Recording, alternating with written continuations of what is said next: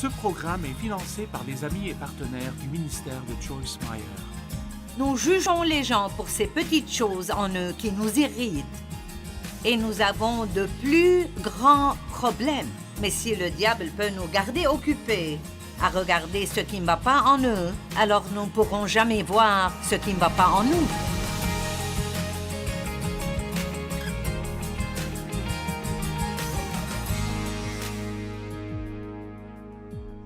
Nous devons commencer par savoir que la pensée est le champ de bataille.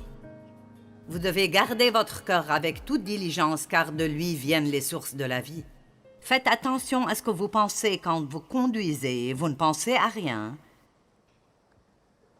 Et soudainement, vous pensez toutes ces mauvaises choses à propos de quelqu'un, ou comment cette personne vous rend fou. Vous ne pouvez pas juste vous approprier cela et continuer à y penser. Vous devez dire « non ». C'est un très bon mot à apprendre à haute voix. Non. Je vais penser à quelque chose qui sera bon pour moi, pas à quelque chose qui m'énervera.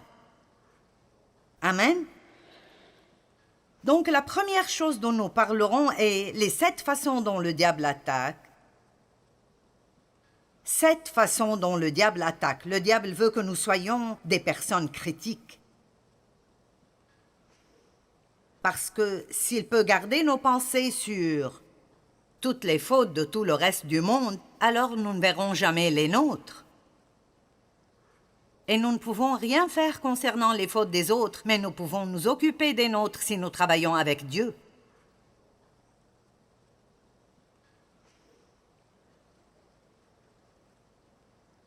Le diable veut vraiment que nous nous concentrions sur les fautes des autres et que nous ne voyions pas nos propres fautes. Si un croyant ne voit rien de mal en lui-même et beaucoup de fautes dans d'autres, alors le diable a gagné. Et tous les réseaux sociaux, oh, s'il vous plaît, n'allez pas sur les réseaux sociaux pour dire à vos amis tout ce que quelqu'un d'autre a fait, quand tout ce que vous faites est de répandre une rumeur sans savoir si elle est vraie. Et même si elle est vraie, d'après la Bible, nous ne sommes pas supposés la répandre.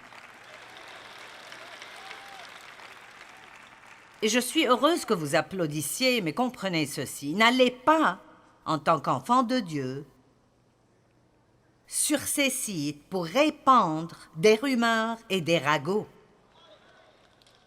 La plupart du temps, quand les gens parlent de quelqu'un d'autre, ils n'ont vraiment aucune idée de ce dont ils parlent.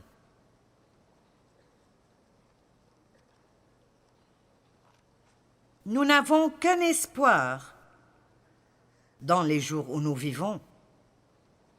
Et vous m'entendrez en parler répétitivement ce week-end. Nous n'avons qu'un espoir pour sortir de ce pétrin où nous sommes, et c'est l'amour.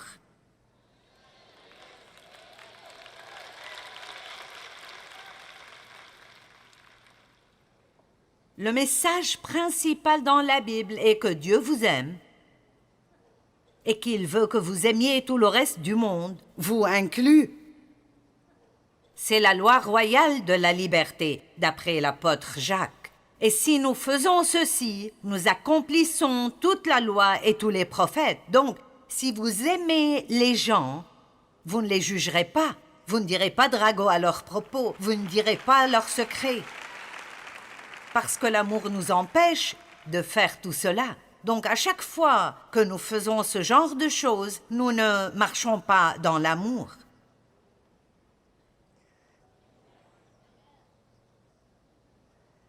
Et il y a toutes sortes de bonnes écritures pour soutenir cette idée de ne pas juger. Je vais juste vous lire Matthieu 7, 1 à 5. Ne jugez point afin que vous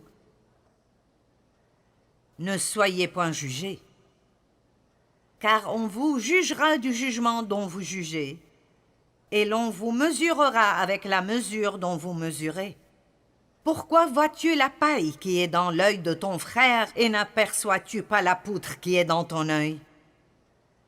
J'aime la traduction qui dit « le poteau de téléphone dans ton œil ». Donc, si nous croirons tout ce que la Bible dit, elle dit « nous jugeons les gens pour ces petites choses en eux qui nous irritent et nous avons de plus grands problèmes. Mais si le diable peut nous garder occupés à regarder ce qui ne va pas en eux, alors nous ne pourrons jamais voir ce qui ne va pas en nous. » Romains 2 dit « Qui que tu sois, tu es donc inexcusable, toi qui juges, car en jugeant les autres pour les mêmes choses que tu fais, tu te condamnes toi-même. » Hein? Non. Vous savez pourquoi? Nous avons toujours une excuse pour nous-mêmes. Mais pour d'autres personnes, il n'y a pas d'excuse. Il n'y a pas d'excuse pour toi. Nous regardons les autres à travers une loupe et nous-mêmes à travers des lunettes roses. Revenons à Matthieu 7. Pourquoi vois-tu la paille dans l'œil de ton frère et pas la poutre qui est dans ton œil? Ou comment peux-tu dire à ton frère « Laisse-moi ôter une paille de ton œil, toi qui as une poutre dans le tien » Hypocrite! Ôte premièrement la poutre de ton œil, et alors tu verras comment ôter la paille de l'œil de ton frère. La colère et le manque de pardon, ils sont impliqués dans toutes ces choses. Puis l'un des problèmes principaux que nous avons dans le monde aujourd'hui est la haine. La haine, la division, elles sont dans l'Église et entre les dénominations. Elles sont certainement dans le monde, mais commençons juste à parler de nous-mêmes. Combien de personnes sont en fait venues ici aujourd'hui et peuvent dire avec un cœur honnête, il n'y a personne, pas une seule personne contre qui je suis en colère maintenant ou offensé. Allons maintenant, vous êtes silencieux. Nous devrions pouvoir aller au lit chaque nuit et dire « Dieu merci, je ne suis pas en colère contre personne. » Le silence, c'est un problème sérieux. Parce que dans Éphésiens 4, il dit que votre colère s'apaise avant le coucher du soleil. Ne donnez aucune prise au diable. Donc, quand nous restons en colère, nous ouvrons une porte au diable.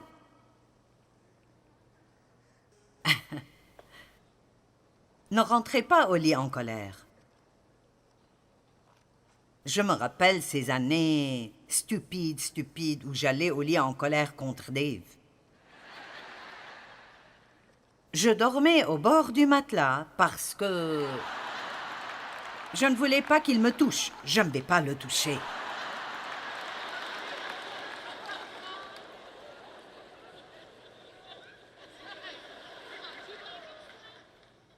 Et puis, il prenait toute la couverture et je ne vais pas lui demander la couverture.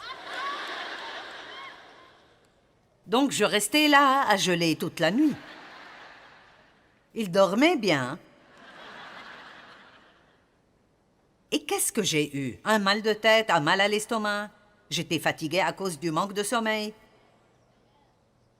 C'est stupide. Les choses que nous faisons sont stupides. Ça n'a pas changé, Dave. Dave est toujours le même.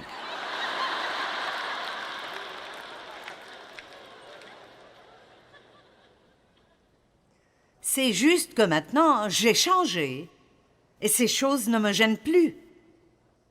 Allez, puis-je vous faire parvenir ce message? Ça n'intéresse pas Dieu de changer toutes les personnes que vous pensez être gênantes. Il vous a amené ici pour vous changer, pour qu'il ne vous gêne plus.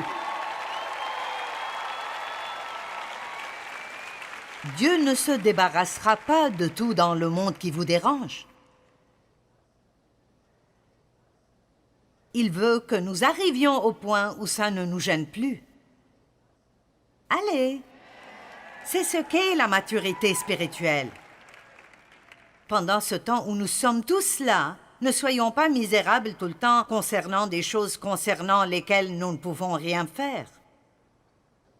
Vous ne m'avez pas entendu. Vous ne pouvez pas changer votre mari.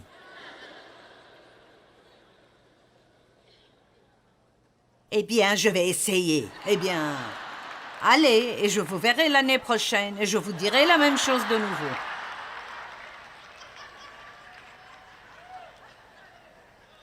Je me souviens quand les enfants grandissaient. Si tu vas vivre sous mon toit...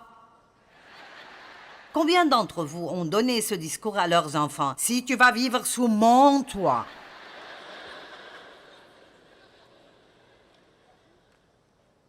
Ils ont vécu sous notre toit et nous les avons assez aidés, mais j'ai de bons enfants maintenant. Si vos enfants ne font pas tout comme vous voulez qu'ils le fassent, ça ne veut pas dire qu'ils ne deviendront pas de bons êtres humains. Enseignez-leur bien, donnez-leur un peu d'espace. Allez, contre qui êtes-vous en colère? Vous n'avez pas raison de l'être, quoi qu'il vous ait fait. Je suis désolée, mais c'est la Bible. Quoi qu'il vous ait fait, vous n'avez pas de justification si vous ne leur pardonnez pas. Maintenant, ne vous énervez pas contre moi. Parce que c'était le diable qui travaillait à travers eux, et la seule façon de vaincre le diable est de pardonner et de prier pour eux. Et quand on parle de juger d'autres personnes, la seule chose que nous devrions vraiment faire quand nous voyons une faute dans quelqu'un est de prier pour lui, pas de le juger et le critiquer. Si vous mettez plus d'énergie dans la prière à propos de ces choses, les choses pourraient s'améliorer. La deuxième façon dont le diable essaye de vous tromper.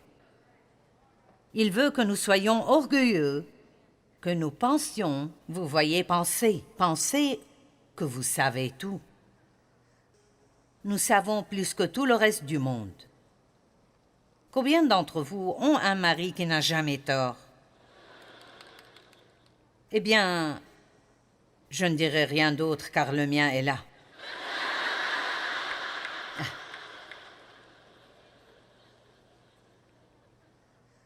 Et vous voyez, l'esprit critique est le fruit de l'orgueil.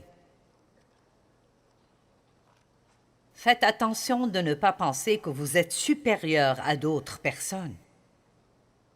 Peut-être que vous avez de grands dons, des talents, peut-être que vous êtes plus rapide que d'autres personnes, mais c'est seulement parce que Dieu vous a donné ce don. Et vous ne pouvez pas choisir vos dons. Et ils n'ont pas choisi les leurs.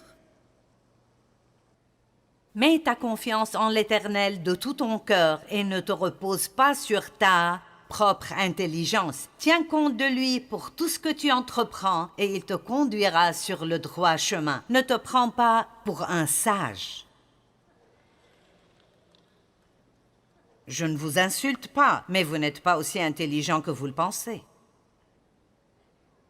Vous pouvez avoir beaucoup d'éducation et ne pas avoir de sagesse. Mon Dieu! Je veux vraiment écrire un livre sur les proverbes et je ne savais pas comment faire ça parce qu'ils traitent de probablement de 100 sujets différents. Le week-end passé, j'ai pensé, je vais m'asseoir et commencer. C'est merveilleux. Beaucoup de fois avec Dieu, vous devez mettre un pied dans l'eau et ensuite il travaillera. Je suis au chapitre 7 maintenant. Mais vous voyez, c'est la sagesse. La crainte révérentielle de Dieu est le commencement de la sagesse. Où est allée cette crainte? Qu'est-il arrivé à la crainte du Seigneur? Savez-vous ce qu'est la crainte du Seigneur? C'est que vous reconnaissiez la puissance de Dieu et combien il est fort et combien il est souverain, au point où vous préféreriez faire quoi que ce soit plutôt que de l'offenser. Ça vous gardera de parler d'autres personnes. Ça vous gardera d'être vaniteux et orgueilleux parce que nous avons une crainte. Pas j'ai peur que Dieu me fasse du mal, mais une crainte révérentielle. Je sais qui Dieu est, je sais ce qu'il peut faire, je sais qu'il pense ce qu'il dit. C'est le commencement de la sagesse. Nous ne pouvons même pas avoir de sagesse du tout si nous n'avons pas une crainte révérentielle de Dieu. Et qui enseigne cela? Quand était la dernière fois où vous avez entendu parler de la crainte révérentielle de Dieu? Oui, Dieu vous aime, mais vous devez entendre d'autres choses que le fait qu'il vous aime. Et oui, sa grâce est merveilleuse, mais ce n'est pas la seule chose dont parle la Bible.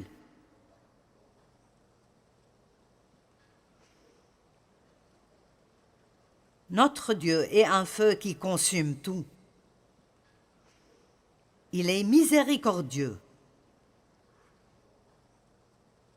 Mais il mérite la révérence et que nous sachions que, je le dirai comme ça, ne jouez pas avec moi. Vous n'aimez peut-être pas la façon dont je le dis parce que nous voulons penser que Dieu est juste, doux et gentil et tout est bon, mais il supportera la méchanceté et le mal, et le péché et le comportement hypocrite pour un temps. Et ensuite, parce qu'il nous aime, il nous confronte. Pas pour nous faire du mal, mais parce qu'il ne veut pas que nous restions comme ça. Vous savez, je vous dis la vérité absolue. J'aurais peur de monter ici, dans cette chair, et d'essayer de prêcher si j'étais en colère contre mon mari.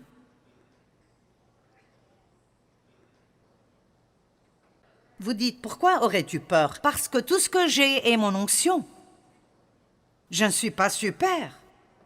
Je ne chante pas, je ne joue pas d'un instrument de musique. Si la prédication n'est pas bonne, je ne peux pas prendre ma guitare et chanter.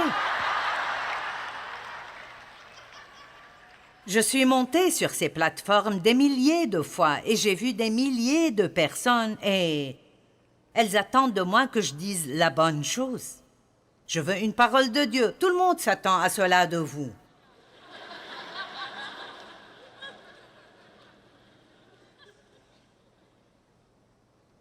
Et je ne peux pas monter ici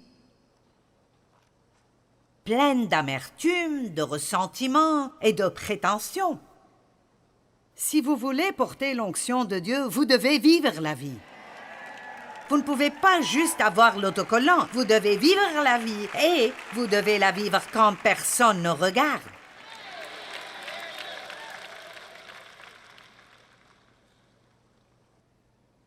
Parce que Dieu voit toutes choses. Et ceci est très clair dans les Proverbes. Donc ne vous prenez pas pour des sages. Je dis à Dieu tout le temps, je ne peux pas faire ceci sans toi, je ne suis rien sans toi, tout succès que j'ai est uniquement à cause de toi. Vous devez... C'est très sain de vous rappeler vous-même que si Dieu ne vous aide pas, vous êtes dans le pétrin. Paul était extrêmement intelligent. Tous les diplômes que vous pourriez avoir, il les avait.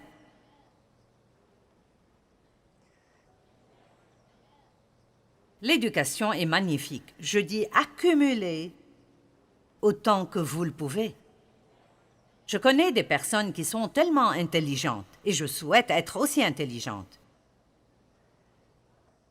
Mais vous savez quoi? Je préfère avoir de la sagesse qui est en fait le bon sens sanctifié. Je préfère avoir du bon sens plutôt qu'un doctorat à mon nom. J'ai un DSE, un diplôme du Saint-Esprit.